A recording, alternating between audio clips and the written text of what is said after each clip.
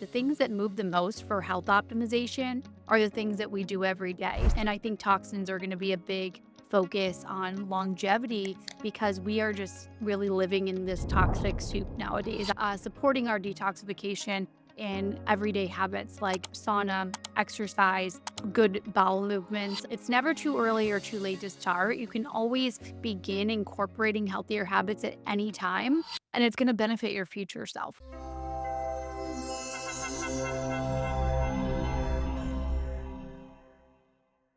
Welcome to the Livelong podcast, where we discuss the science, trends, and tools to help you live longer with the best minds in health and longevity.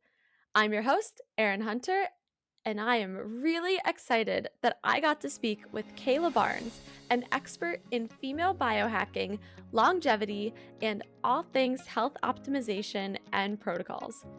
Kayla is the co-owner of Live the Wellness Space, a leading precision medicine and biology upgrading clinic, and she also hosts the podcast Longevity Optimization. As one of the most measured women in the entire world, she's become an expert in building data-driven longevity protocols and easily rivals others in the space. On her popular Instagram account, she also inspires with motivation, advice, and all things that can help you live a healthier life.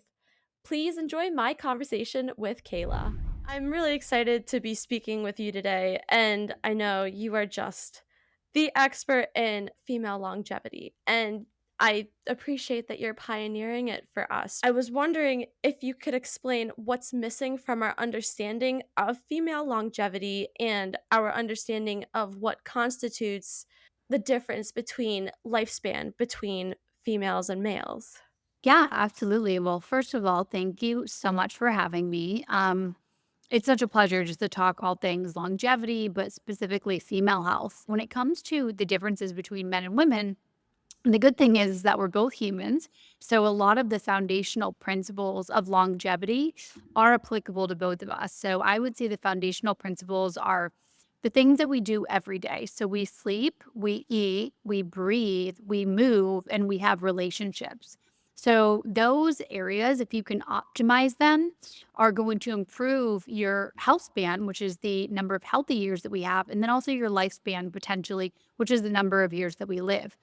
When it comes to male and female protocols, there are many differences. So, women are known to actually internalize stress in a more significant way. We see that manifest, I believe, in a few different ways, from having autoimmune conditions being 4 times more prevalent in women than they are in men. So, the way that we develop a protocol needs to keep our stress levels in mind. And I'm not saying that women on a day to day basis encounter more stress than men, but we do respond to it differently. We have biological differences. Women are on a 28 to 30-day menstrual cycle in which our hormones change pretty significantly throughout that cycle. So it's something that we need to keep in mind. So everything from cold plunge protocols, as an example, I used to do cold plunging almost daily. Now I don't do any cold plunging in my luteal phase. So that's the last half of my cycle because I actually want my progesterone to rise naturally.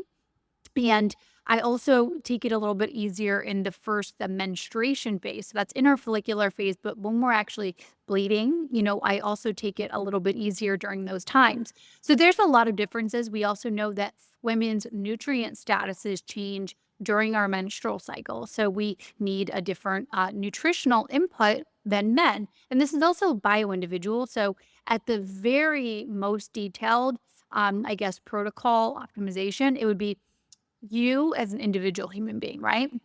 So all of my supplements are tailored based on my data. But when it comes to men and women, we just need to take a different approach because we have, like I said, this 28 to 30-day cycle, whereas men are operating at a very stable 24-hour cycle.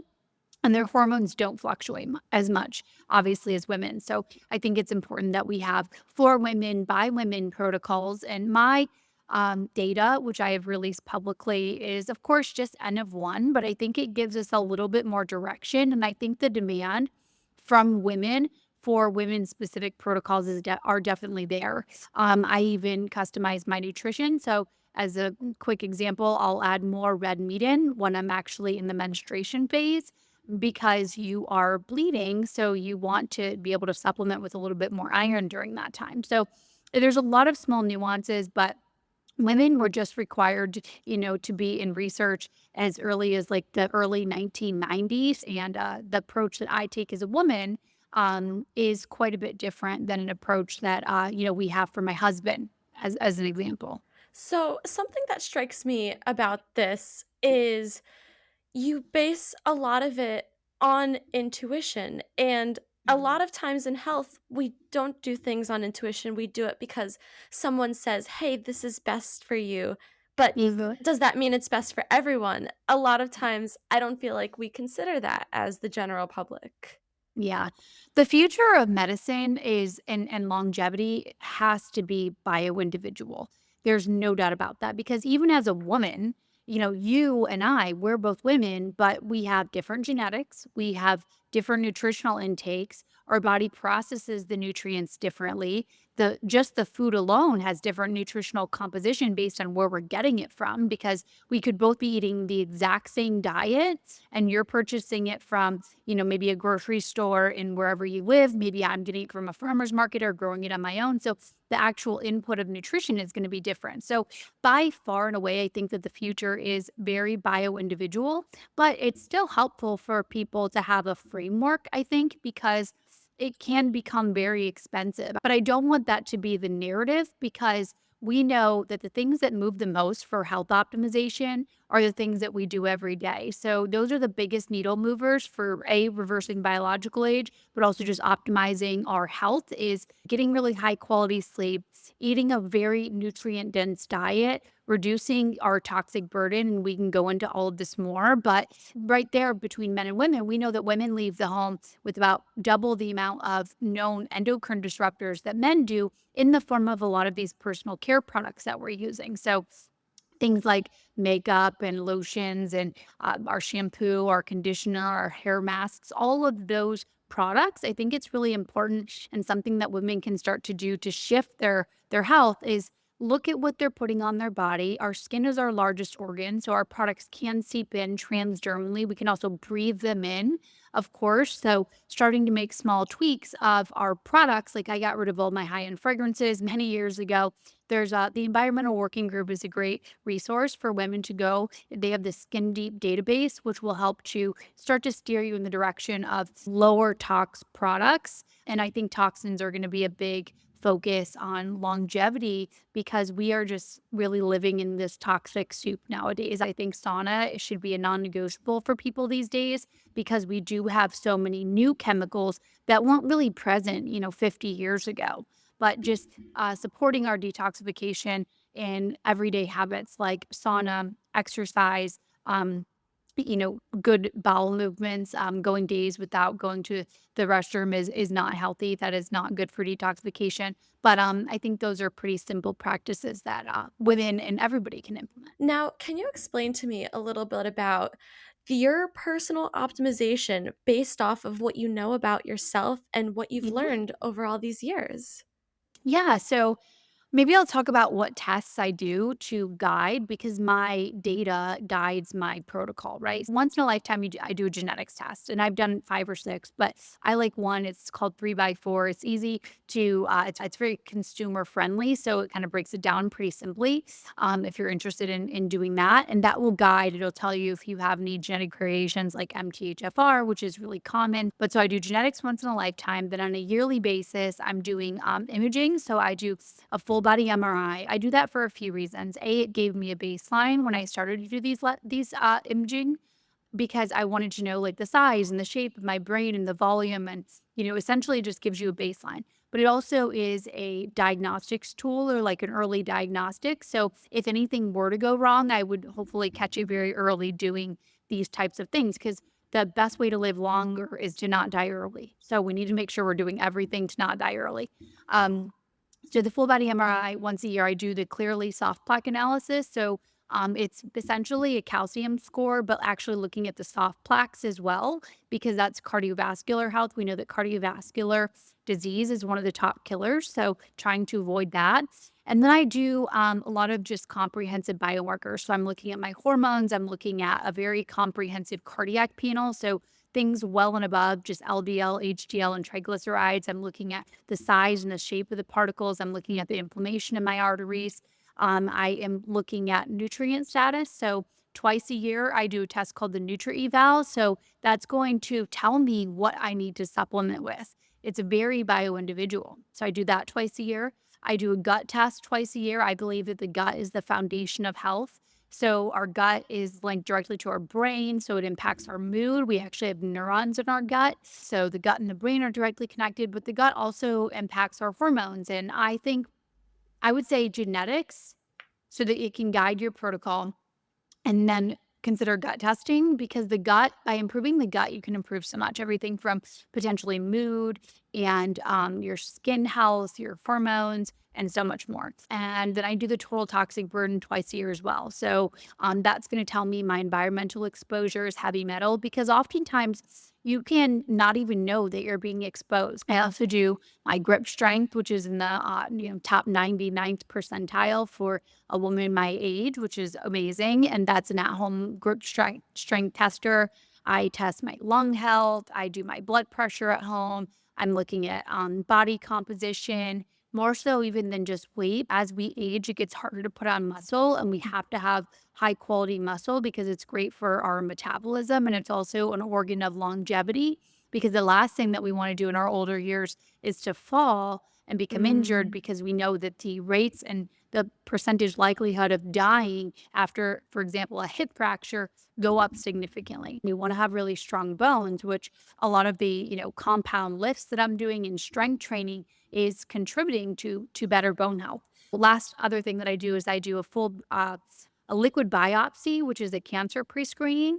So it would actually pick up at stage 0 or 1 very Oh, early if any cancer cells were, and it pre-screens for about 50 different types of cancer. So those are the labs that I do throughout the year. And then based on all of that data, and I do have a medical team, so I do have help with my protocol and we look at all my data and then we change what I'm doing at least 4 times a year. So it's very much so guided by the data, guided by my own personal information and biometrics. But I think, we can go into if you want what I think are just like staples of health optimization for all women. for compound exercises, that stuck out to me too. Is that something we can all do at home? And why compound exercises versus something like a hit workout or, all the sort of famous ways in which to work out? I think that the way I think about my exercise routine is I'm actually hitting different metrics that I'm trying to improve, right? So we have strength training for strength, and the compound exercises come in because you do want to load the spine and you want to load the bones so that you have strong bones into older age. You're also hitting multiple muscles at a time, which is also great. If you're doing like fairly low weight, then it might be okay to get started, but I would recommend consulting a trainer or professional just so you can work on form because Mm. form is incredibly important because you don't want to get an injury. But you want to do something for your cardiovascular system. You can also do VO2 max training with like sprint intervals. So you can do 4 minutes running, 4 minutes rest, and do that 4 times. And then you can increase that to continue to improve your VO2 max.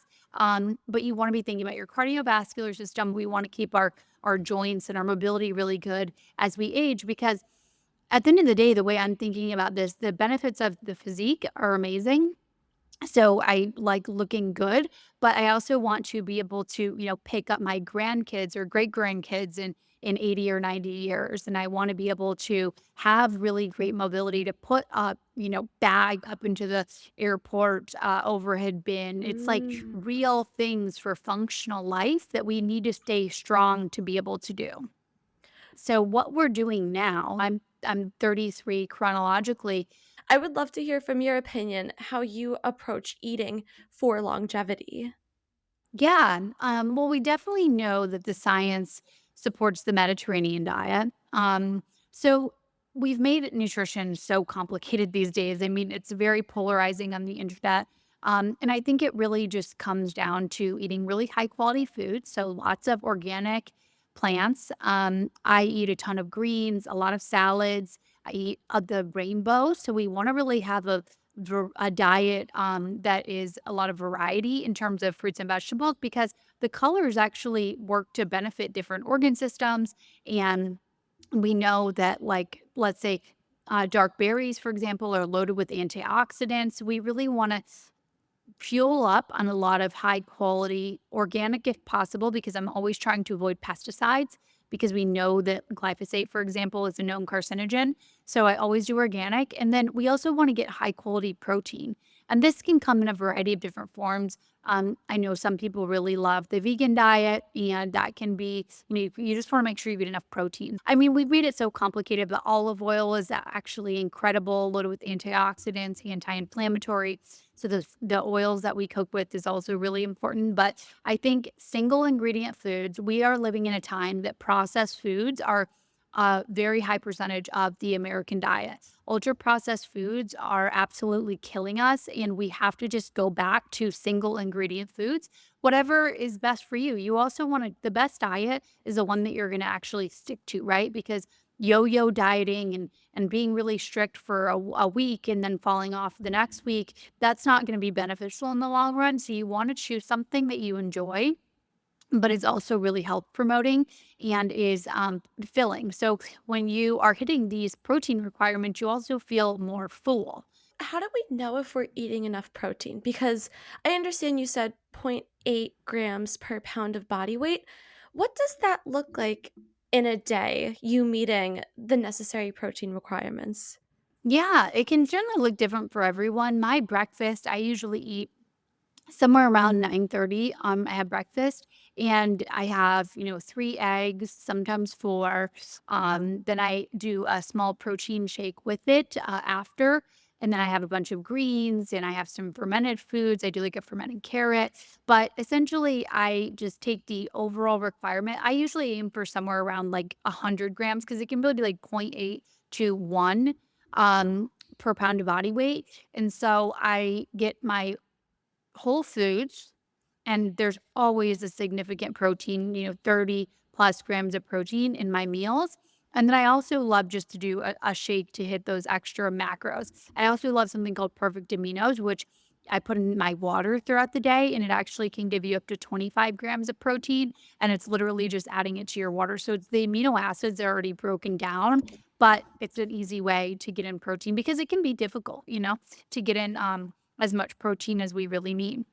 So, I want to shift gears a little bit because you talked about you own a longevity clinic, and that Yes. first and foremost, can you shed light on what that means and what it kind of looks like to go to this clinic? Yeah. So we start with precision medicine. So everything that we've talked about here, we have a unique approach to every single person that comes through our door. We're looking at their blood biomarkers, their genetics, their lab tests to help them. If they are dealing with a health issue, uncover why. It's really root cause medicine. And then we are putting together a personalized plan for them to optimize. That's one aspect of the business. We also have a lot of technology to help people reach their goals faster. And of course, anti aging modalities, things like hyperbaric oxygen have been proven to actually help reverse biological age, extend the length of telomeres, which are the end caps of our DNA. We have a multi-person hyperbaric chamber. We have an ozone sauna, which people that come in with high toxic burdens really benefit from. We do EBU, which is a very high dose IV ozone. We do stem cells. We do NED, which is all the rage in the longevity communities. So we do NAD, but we also do customized IV therapy drips. So we'll look at your Nutri-Eval, and then we'll put the nutrients in that you actually need to supplement with. So we try to make everything very customized. We do PEMF therapy, which is kind of like grounding on steroids. Grounding is making contact with the earth, and it's actually incredibly beneficial for our health. But we have PEMF, which is pulsed electromagnetic field therapy at the clinic, and it can actually help people recover faster, sleep deeper. So it's the way that I think medicine should be done is how we do it at the clinic. So the clinic's name is Liz, and look at the human being as an individual. We look at their, health history, their genetics, and then we put them through a series of labs so we know what to, prescribe them or give them in terms of a diet, or, if they have a high tox burden, we can help support their detoxification. What's the most common concern that people usually come to these clinics with, or even just talking to you on a daily basis? So I would say 50% of people looking to age better, optimize their health, longevity type, clientele. And then the other 50% is people with chronic disease. So on autoimmune conditions, some Crohn's, IBS, undetermined things that people don't know, because a lot of times in our conventional medical system, they just simply don't know because they're not doing enough testing and they're not looking deep enough to understand what's actually going on. So I would say autoimmunity is a big one for us for sure on the chronic disease side. And then we have a lot of patients that are just interested in prevention. And it's been interesting because as I talk to women here in LA, almost every woman that I've met is struggling with some chronic condition of that nature. I think knowing that we have so much power, our genes aren't necessarily our destiny. In very small amount of cases they can be, but the vast majority, epigenetics, which is how we live our life, really has the power to turn off and on genes. And that's really powerful. I mean, when you find the root cause and you look at why you're dealing with something, there is usually a way to make, major progress in improving symptoms and sometimes even reversing that condition.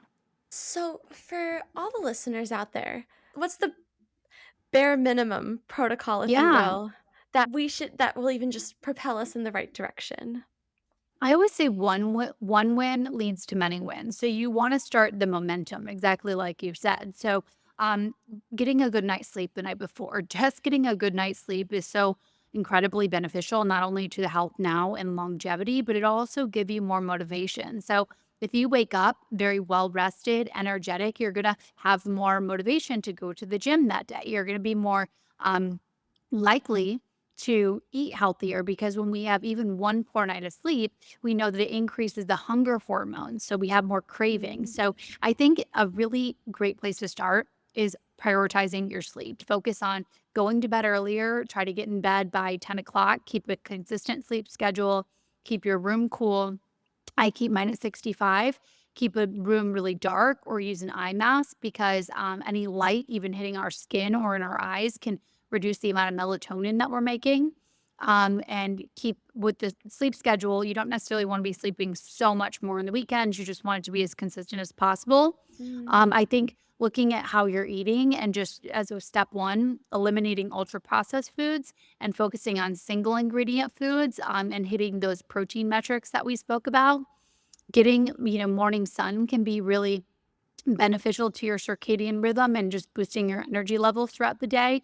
And, exercise, just move your body. We cannot be sedentary. If there was one pill for longevity, I think it would be exercise, because there's so many benefits from boosting, the growth of new neurons and our brain health, to improving blood flow, which is delivering more oxygen and nutrients in our bodies, to improving our muscle composition. So exercise, you can do those workouts at home, you can go to a gym. Hitting 10,000 steps a day is a great place to start too, just moving. Because again, they say sitting is the new smoking. So we really have to be moving our bodies. And I think being in nature is a really great place to start too, because we have to address the issue of stress. And it's the hardest one, because it's easy to say be less stressed, but it's like, okay, how do we practically do that? Because over 80% of doctor visits are related to stress. So breath work, gratitude practice, nature bathing, that's what they call it, but just being out in nature is known to reduce stress levels. So these are all things that are relatively easy to start incorporating, but I would just say set realistic expectations. You can look at a protocol like mine or watch my content and think, okay, this is way too much. But if you just start really small, maybe you do 2 minutes of meditation, or you go to bed 10 minutes earlier, just moving this up and Mm. incorporating new habits, because this is a marathon. This is not a crash diet. This is not a quick, get lose weight fast situation. I mean, great if you do lose weight and you need to lose weight and you do it fast, but this is a lifestyle. Some of the things we're actually going back to doing what we were doing before, moving our bodies. We used to like be grounded all the time. So we were like sleeping on the ground. Now we kind of move from box to box to box. People move from their home, which is a box, to their car, which is a box, to their office, and then back home. And, you're fueling your life with these like processed foods. Look at how we're treating our bodies. But I always like to say, let's like give ourselves a little bit of a fighting chance. Get some sun in the morning, go outside, move your body, eat healthy foods that we know the gut and the brain are directly connected. So I think it's all really important, but you can easily just start small and then habit stack things onto it. Is there anything you'd like to add before we wind down here? Yeah, I think that a really big takeaway for people is you absolutely have to become the CEO of your own health. I mean, no one is going to optimize your health for you. Unfortunately, I wish that our system was more promoting of health. Our food supply was better, our medical system was different, but it's just simply not. So, if you want to live a really long, healthy life, you have to start looking at your data and you have to start creating a protocol for yourself to begin to optimize your health. And I think it's all very much so worth it. Thank you for thank you so much for sharing all this, and thank you for joining us.